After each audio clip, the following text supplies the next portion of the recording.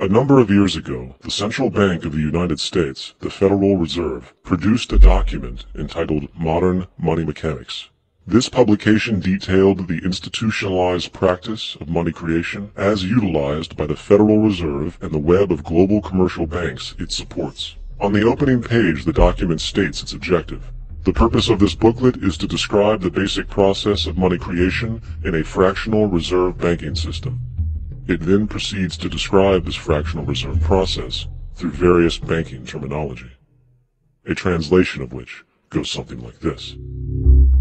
The United States government decides it needs some money, so it calls up the Federal Reserve and requests, say, $10 billion. The Fed replies, saying, sure, we'll buy $10 billion in government bonds from you. So the government takes some pieces of paper, paints some official-looking designs on them, and calls them treasury bonds.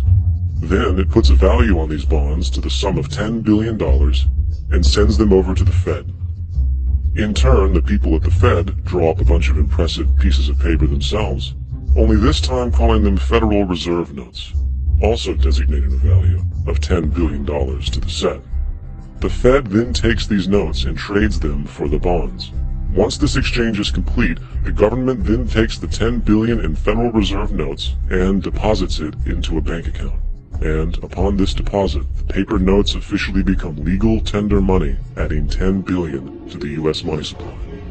And there it is. $10 billion in new money has been created. Of course, this example is a generalization, for, in reality, this transaction would occur electronically, with no paper used at all.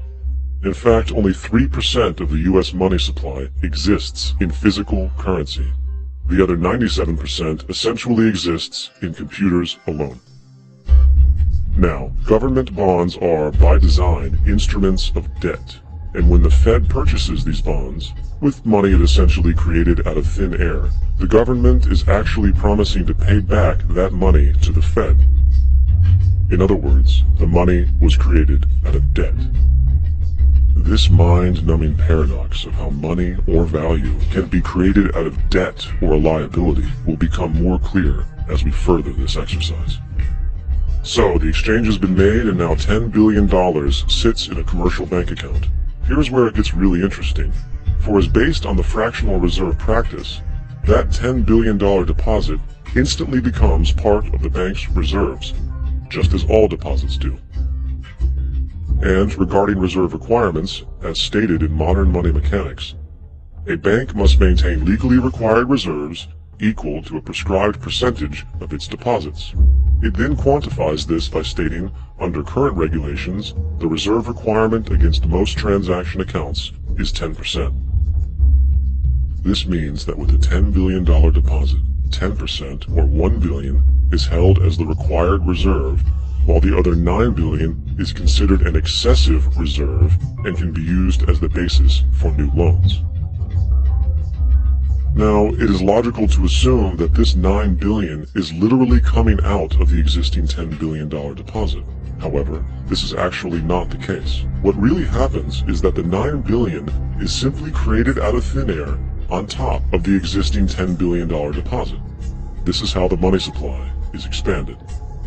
As stated in modern money mechanics, of course they, the banks, do not really pay out loans from the money they receive as deposits.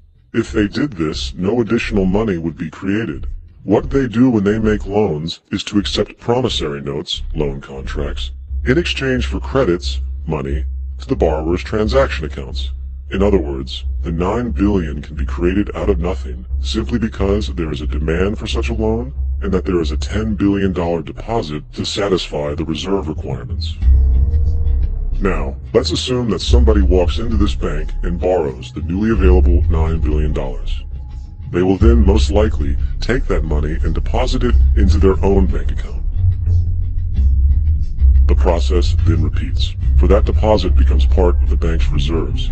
10% is isolated, and in turn 90% of the $9 billion, or $8.1 billion, is now available as newly created money for more loans.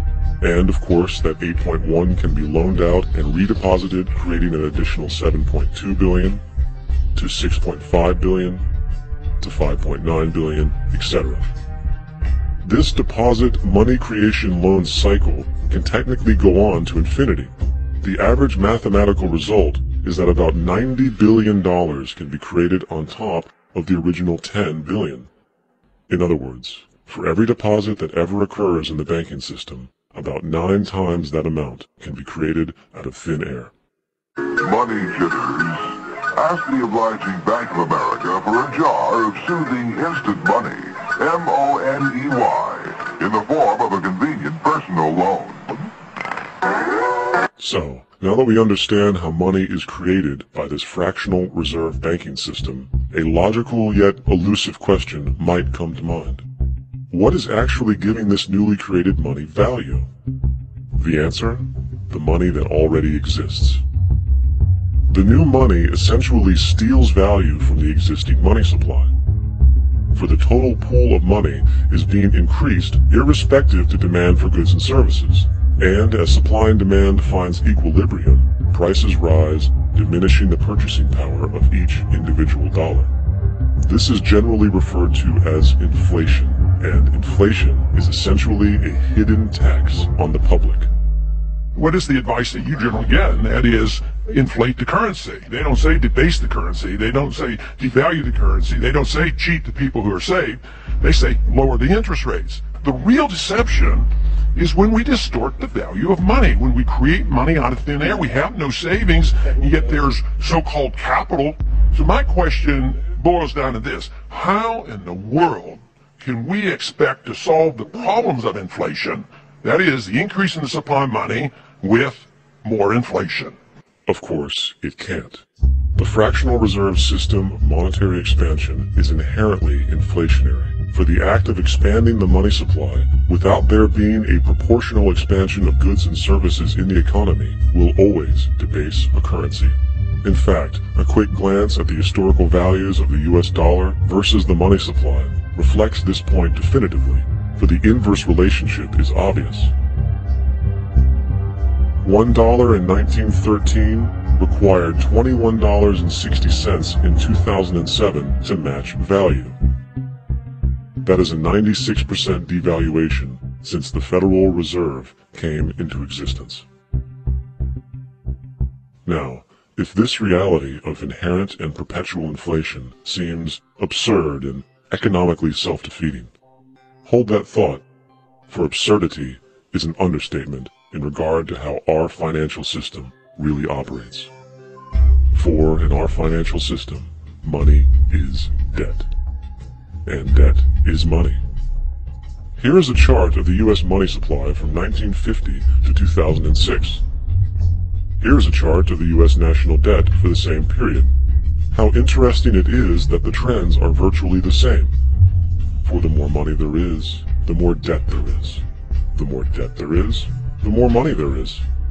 To put it a different way, every single dollar in your wallet is owed to somebody by somebody. For remember, the only way the money can come into existence is from loans. Therefore, if everyone in the country were able to pay off all debts, including the government, there would not be $1 in circulation.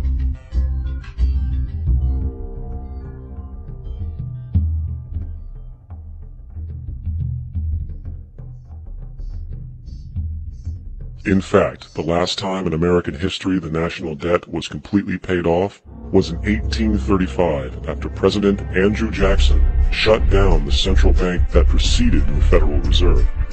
In fact, Jackson's entire political platform essentially revolved around his commitment to shut down the central bank, stating at one point, "The bold efforts the present bank has made to control the government are but premonitions of the fate that awaits the American people should they be deluded into a perpetuation of this institution or the establishment of another like it."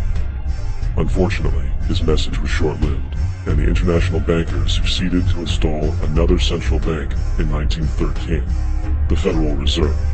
And as long as this institution exists, perpetual debt is guaranteed. Now, so far we have discussed the reality that money is created out of debt, through loans. These loans are based on a bank's reserves, and reserves are derived from deposits. And through this fractional reserve system, any one deposit can create 9 times its original value. in turn debasing the existing money supply, raising prices in society. And since all this money is created out of debt and circulated randomly through commerce, people become detached from their original debt, and a disequilibrium exists, where people are forced to compete for labor in order to pool enough money out of the money supply to cover their costs of living. As dysfunctional and backwards as all of this might seem, there is still one thing we have omitted from this equation. And it is this element of the structure which reveals the truly fraudulent nature of the system itself. The application of interest. When the government borrows money from the Fed, or when a person borrows money from a bank, it almost always has to be paid back with accrued interest. In other words, almost every single dollar that exists must be eventually returned to a bank with interest paid as well. But if all money is borrowed from the central bank and is expanded by commercial banks through loans, only what would be referred to as the principal is being created in the money supply. So then, where is the money to cover all of the interest that is charged? Nowhere. It doesn't exist.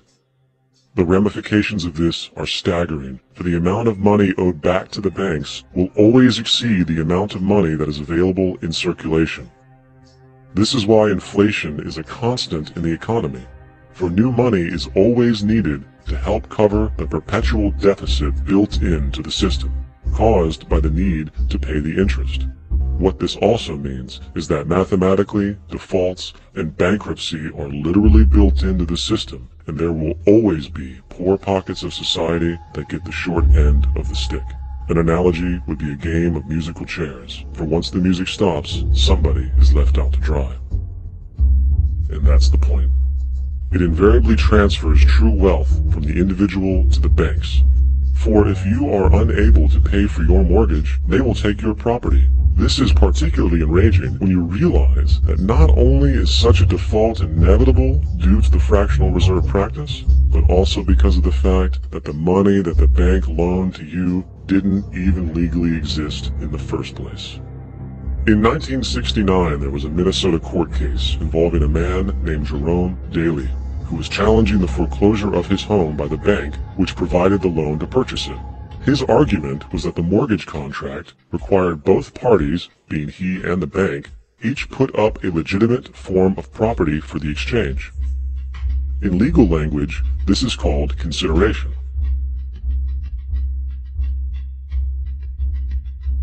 Mr. Daly explained that the money was, in fact, not the property of the bank, for it was created out of nothing as soon as the loan agreement was signed.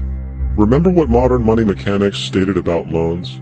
What they do when they make loans is to accept promissory notes in exchange for credits. Reserves are unchanged by the loan transactions, but deposit credits constitute new additions to the total deposits of the banking system. In other words, the money doesn't come out of their existing assets. The bank is simply inventing it, putting up nothing of its own, except for a theoretical liability on paper. As the court case progressed, the bank's president, Mr. Morgan, took the stand, and in the judge's personal memorandum, he recalled that the plaintiff, bank's president, admitted that, in combination with the Federal Reserve Bank, did create the money and credit upon its books by bookkeeping entry. The money and credit first came into existence when they created it. Mr. Morgan admitted that no United States law or statute existed which gave him the right to do this. A lawful consideration must exist and be tendered to support the note. The jury found that there was no lawful consideration, and I agree. He also poetically added, only God can create something of value out of nothing. And upon this revelation, the court rejected the bank's claim for foreclosure, and Daly kept his home. The implications of this court decision are immense. For every time you borrow money from a bank, whether it is a mortgage loan or a credit card charge, the money given to you is not only counterfeit, it is an illegitimate form of consideration, and hence voids the contract to repay, for the bank never had the money as property to begin with. Unfortunately, such legal realizations are suppressed and ignored, and the game of perpetual wealth transfer and perpetual debt continues. And this brings us to the ultimate question. Why? During the American Civil War, President Lincoln bypassed the high-interest loans offered by the European banks and decided to do what the Founding Fathers advocated, which was to create an independent and inherently debt-free currency. It was called the greenback.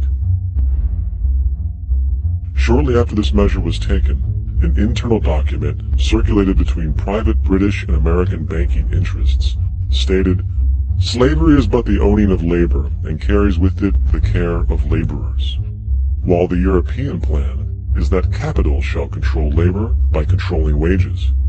This can be done by controlling the money. It will not do to allow the greenback, as we cannot control that." The fractional reserve policy perpetrated by the Federal Reserve, which has spread in practice to the great majority of banks in the world, is, in fact, a system of modern slavery. Think about it. Money is created out of debt. And what do people do when they are in debt? They submit to employment to pay it off. But if money can only be created out of loans, how can society ever be debt-free? It can't. And that's the point.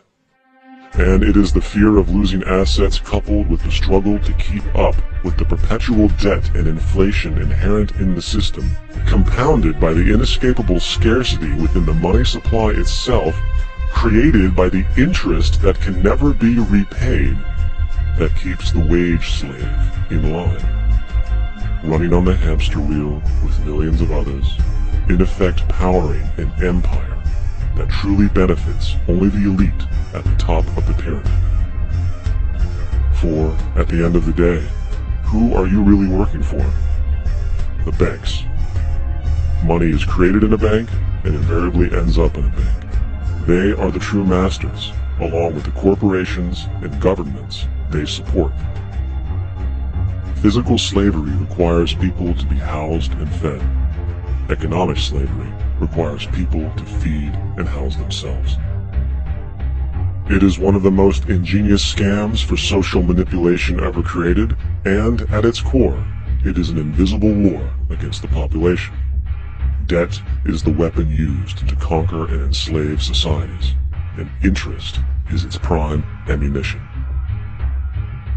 And as the majority walks around oblivious to this reality, the banks, in collusion with governments and corporations, continue to perfect and expand their tactics of economic warfare, spawning new bases, such as the World Bank and international